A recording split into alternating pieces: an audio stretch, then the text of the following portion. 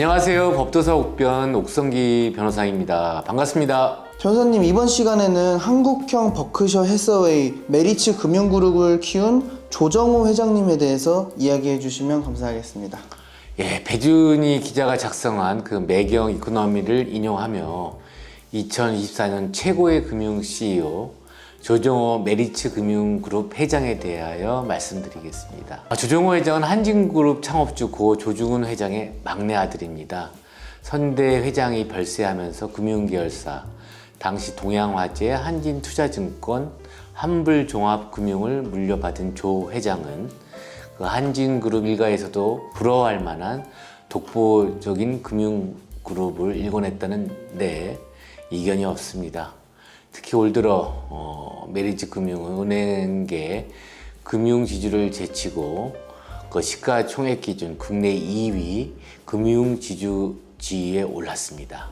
은행 없이 증권사와 그 손해보험사만으로 일군 성과입니다. 메리츠 금융그룹은 보험업을 주력으로 성장해 굴지의 투자 전문회사로 자리매김한 미국 버크셔 해서웨이의 길을 따라가고 있습니다. 즉 워런 버핏이 손해보험을 기반으로 장기 투자 자금을 마련해 지금의 버크셔 해서웨이로 키웠듯이 조 회장은 주주환원 등 성장 스토리를 차별화해 한국형 버크셔 해서웨이로 정체성을 쌓고 있는 것입니다. 특히 조 회장의 그 리더십은 시장에서 제대로 평가받고 있는데 영향력 1위를 비롯해 전 부분에서 비교적 고른 평가를 받아 종합 1위에 올랐습니다. 그 포괄적 주식 교환을 통한 메리츠 화재, 증권의 자회사 편입 이후 파격적인 주주 환원과 역대 최대 실적 달성까지 조 회장의 리더십이 어느 때보다 돋보였습니다. 변호사님, 조 회장의 리더십 관련 실적 등에 대해서 알려주시면 감사하겠습니다. 메리츠 금융그룹 성장 속도는 동종 산업 평균 등 어떤 잣대로 봐도 놀랍다라는 표현이 지나치지 않다고 합니다.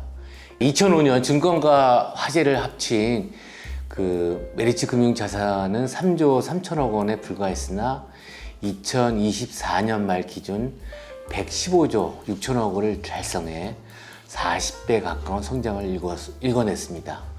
중소형사에 불과했던 메리츠증권은 매년 사상 최대 실적을 경신하며 자기 자본 규모를 키워왔는데 2024년 연결 기준 제표로 영업이익과 당기순이익은 각각 1조 549억 원과 6,960억 원으로 2022년 이후 2년 만에 영업이익 1조 클럽에 복귀했습니다. 2010년 그 77억 원에 불과했던 순이익은 15년 만에 90배 이상 성장했는데 그 2000년 한진그룹 계열 분리 당시 메리츠증권 자기 자본은 2,304억 원에 불과했지만 현재는 그 24배 성장한 6조 984억 원, 2023년 말 기준입니다. 까지 늘어났습니다. 이는 주로 모기업 증자로 자기 자본 규모를 키운 은행계 지주 계열 증권사와 대비됩니다. 특히 손해보험 업계 만년 5위였던 그 메리츠 화재의 경우 2024년 1조 7,100억 원의 당기순이익으로 2020년 이후 5년 연속 사상 최대 이익을 올려 순이익 2조 원 고지를 눈앞에 두는 등 그 2005년 분리 당시 계열 분리 전에는 그 자산 2조 7천억 원과 비교해서 메리츠 화재 자산은 15배 늘었습니다. 다음으로 이른바 조 회장의 집합적 리더십에 대하여 말씀해 주시면 감사하겠습니다. 조 회장은 그 오너 경영인이지만 우리 재계에 익숙한 수직적 1인 리더십이 아닌 권한 이양, 그 인파워먼트에 기반한 집합적 리더십, 그 컬렉티브 리더십을 성공적으로 구현했다는 평가를 받고 있습니다. 그 집합적 리더십은 특정 개인이 리더십을 독식하는 구조가 아니라 조직 전체가 집합적으로 리더십을 구현한다는 의미로서 집합적 리더십과 권한 이양은 그 상호 보완적 관계에 있습니다. 구성원들이 더 많은 의사 결정 권한과 자율성을 부여받으면 이는 리더십 공유로 이어져 자연스레 그 집합적 리더십을 강화한다는 것입니다. 조 회장은 그 소유와 경영을 분리한다는 원칙 아래 김용범, 또 최희문 부회장 등 역량이 탁월한 그 전문 경영인을 영입해 실질적인 권한 이양으로 집합적 리더십 기틀을 닦았습니다. 최희문 부회장은 2010년부터 2023년까지 13년간 메리츠 증권 CEO를 지냈고, 또 김용범 부회장 역시 2015년부터 2023년까지 9년간 메리츠 화재를 진두지휘했습니다. 통상 남은 임기가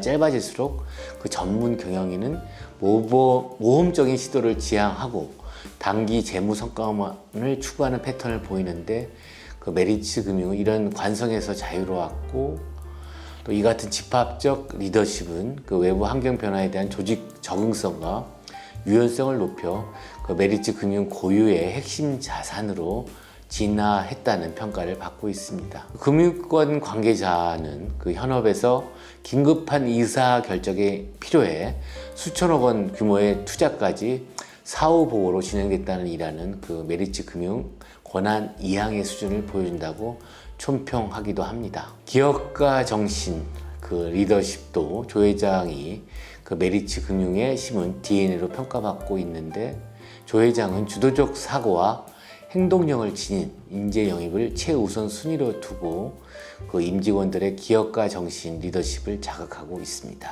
실패하면 바로잡으면 된다. 시도를 두려워하지 마라. 게 조 회장의 지론 중 하나라고 합니다. 변호사님, 그럼 마지막으로 메리츠 금융의 지배구조 내지 주주환원, 밸류업에 대해서 말씀해 주시면 감사하겠습니다.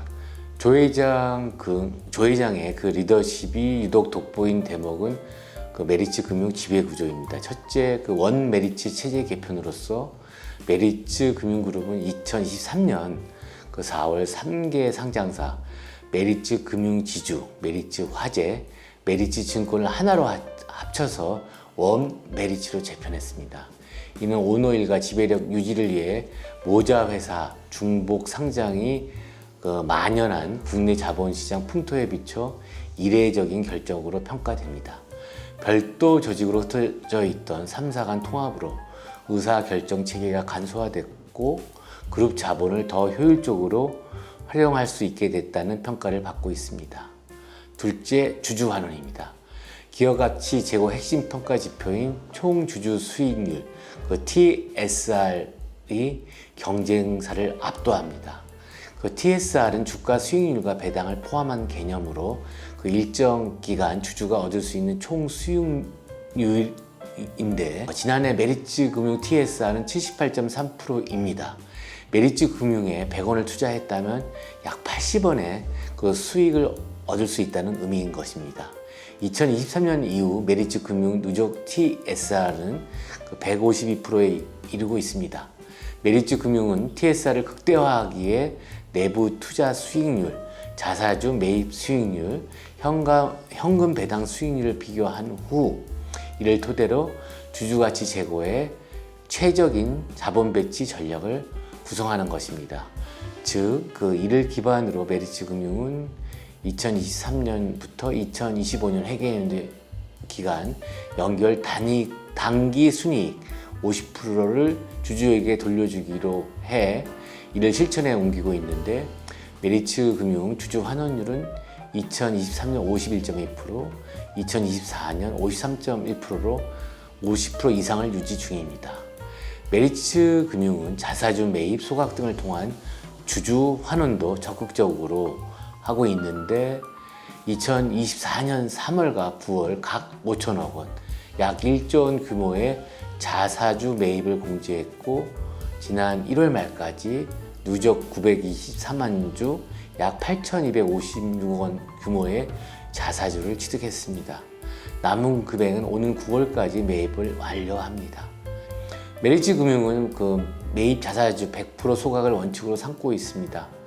이 같은 지배구조 개편과 주주 환원에는 경영권 승계에 관한 조 회장의 철학, 즉 지분율이 내려가도 좋다며 기업을 승계할 생각도 없으니 경영 효율을 높이고 주주 가치를 제고하는 방향으로 의사결정을 하자는 제안을 경영진에게 먼저 했다고 밝히는 등, 한국 기업 거버넌스 포럼은 그 총 주주 수익률 TSR, 주주 환원율, 자본 비용, 자본 초과 수익, 밸류에이션 등 모든 핵심 지표가 포함돼 A+ 학점을 부여한다고 평가했습니다.